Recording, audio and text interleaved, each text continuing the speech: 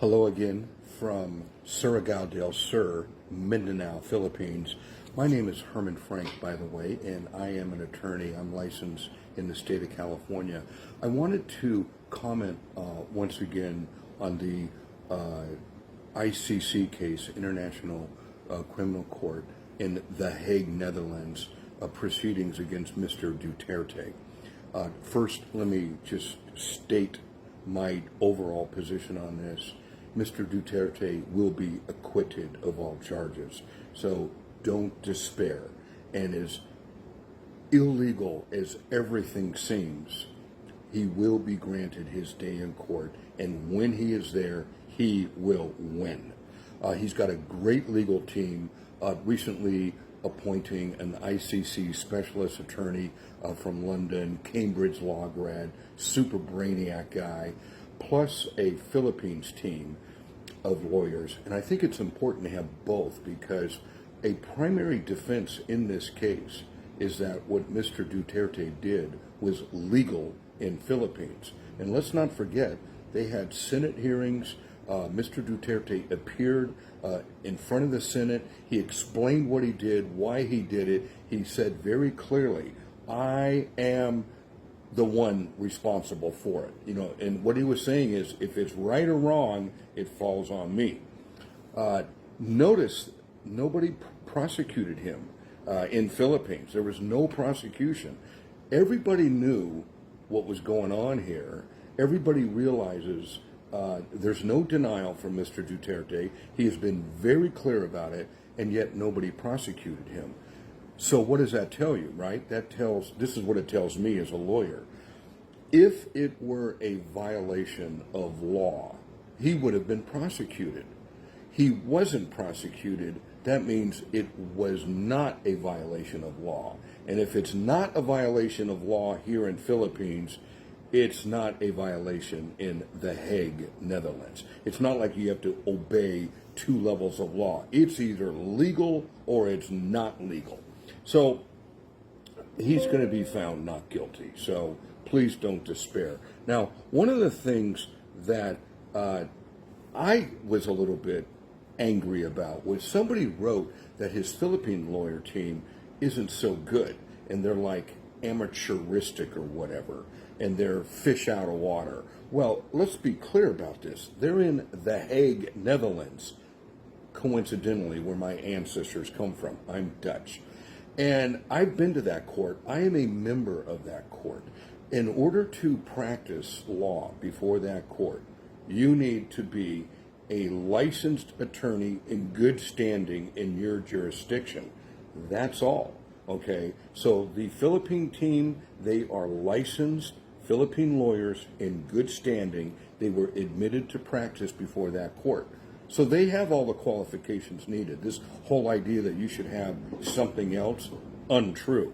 The other issue is somebody mentioned that he was acting disrespectful to the court. What he said in court, and I thought it was excellent, he demanded proof that the court complied with Article 59, I have it right here in front of me, of the what's called the Rome Statute, which created the court. As a coincidence, I was at the United Nations the day that this law was passed in Rome. It's called the Rome Statute. It was done, I was there on an ag project. It was the Food and Agriculture Organization of the United Nations building that was the host of the ICC court. It was kind of weird. It's like a place where you talk about food and agriculture, and here they're doing war crimes. I was there that day, and I saw it all happen. It was like, whoa. Article 59 says, a person arrested shall be brought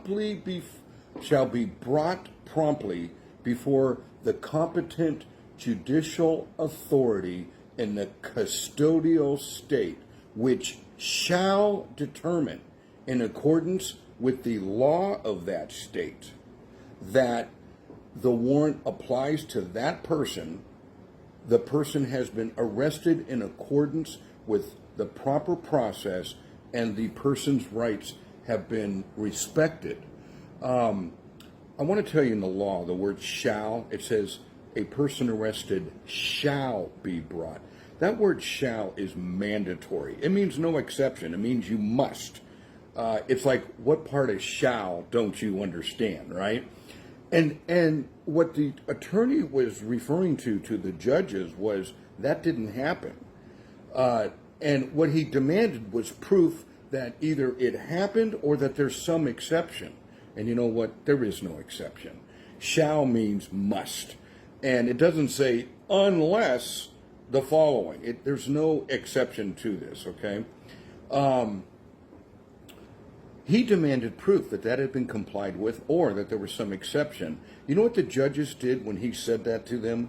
Nothing. They 100% ignored it. You know, there's a rule in law that applies to that situation. And it goes like this. Silence can be inferred. An inference from silence is a confession. And right then and there, the judges, by not responding to it, basically confessed that Article 59 was not complied with. They basically admitted it. I mean, they know it hasn't been complied with. The legal team had every right to demand proof, either of compliance or some exception that they're not aware of. If the judge had an idea of an exception, they should give it, but they didn't. They were just silent. The court violated Section 59 for sure. And because of that, the question becomes, well, what's the remedy? What the court said is, oh, you'll have a chance later to address that. And it's like, no, that ought to be addressed right now. They set a different kind of hearing for September, which is called a confirmation hearing.